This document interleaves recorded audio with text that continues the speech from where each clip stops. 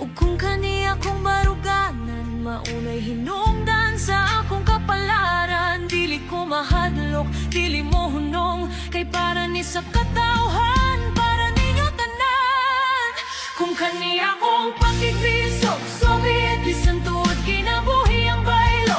So be it, basta ang akong katahan, makita ang kahayag, bisan akong mupasan sa kangit-nit. Dili ko malimtan sa 3 de Mayo, sa tigos nga akong gihigugma. Kung kinahanglan mo, barug ko hangtod katapusan. So be it, para ninyo akong kinabuhi, para sa tanan.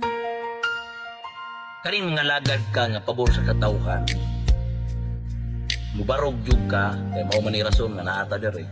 Kung kani ako pagigbisog para sa katungod sa mga katawhan, mahinungdan sa kung kamatayon, so be it. At least di ko malimtan sa katawhan diri sa 3 de Mayo sa siyudad sa Digos sa Davao del Sur. Nga doon ay dudong bukol ni labay ang 3 de Mayo aning siyudad sa Digos.